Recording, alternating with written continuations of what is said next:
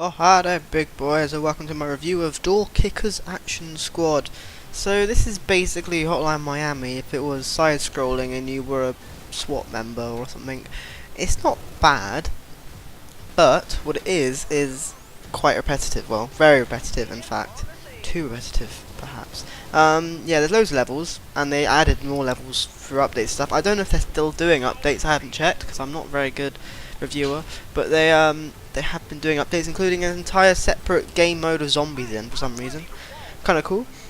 You get loads of different characters which all have their own skills, and that's kind of helped the repetitiveness of it all a bit as well, because you can obviously just try a new character, and you can swap and swap between missions and all that, so that's cool. And obviously, because it's on Switch, it's good for that, because there's loads of different levels. You just jump in, do a mission for like 3 minutes. Basically, just walk in, you shoot the baddies. There's no dodge button or anything unless you're playing a certain character you can dodge, which is a bit odd. Yeah. The main concept really, I mean, this is my main problem with the game really, is the fact that there's no block or dodge with most of the characters, so you're going to take bullets, so basically you've got to try and surprise them and kill them, but then that doesn't always work with some of the level design, which the level design is normally quite good, although there were some times where I had to find all the hostages and I couldn't find one hostage for ages and turned out right to be at the back or like in a city place. Yeah, it runs really well on Switch. I think it runs at 60. I can't remember. It looks close enough, and does have haptics, so that's good. It's decent. Yeah, and the graphics are all quite pretty. It's pixel art basically, but they run quite well, and some of the lighting's really good.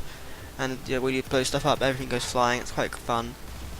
Yeah, there's a character design just for blocking with a shield, right? And then there's one character design for dodging, which is a bit odd. And then there's characters where they basically just have a big shotgun. There's a sort of standard police officer man. There's all sorts of stuff there. So that's good. It's just like, I feel like I've got hit so many times that I ended up having to use medkits, which you only get by killing enemies again. So it's a bit weird and a bit confusing. Yeah, the game's got local co-op support, and it works very well with it, and it's better with it, to be honest. It makes the game a lot easier, makes the game a lot more fun, and a lot less repetitive and all that. Yeah. It's got an endless tower mode thing, which is always fun. There's different game modes. The thing is though, the core gameplay never really changes, and the zombie mode is just a reskin, really. The thing is, if you like the basic gameplay, you will enjoy the game. But if you're looking for a story or anything like that, you aren't going to get anything from that from this game regarding that. But you will get a nice little shooter game with platforming elements. You do have to do some jumping every so often. There's secrets in each level and stuff, and you get like a different rating for how well you did after you beat a level, which makes you want to replay them and all that. And there's skill trees, so you get new upgrades, so lots of replayability, new weapons you unlock and all that. So yeah, it's a pretty decent game. I just have to say, and this is my main point, and I'm going to keep saying it, that the game is really, really repetitive, and I think it would be better if they actually got rid of some of the levels and made the level design not...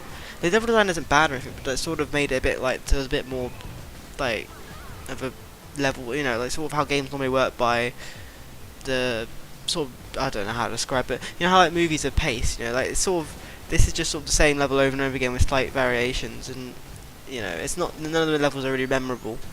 Just a cool gameplay is, luckily. But yeah, so there you go. That's my review of Door Kickers Action Squad. I think it's a spin-off of the Door Kickers games or whatever. Anyway, right, that's the end of that now. Thanks for watching, big boys. I'll see you some point in time, and bye.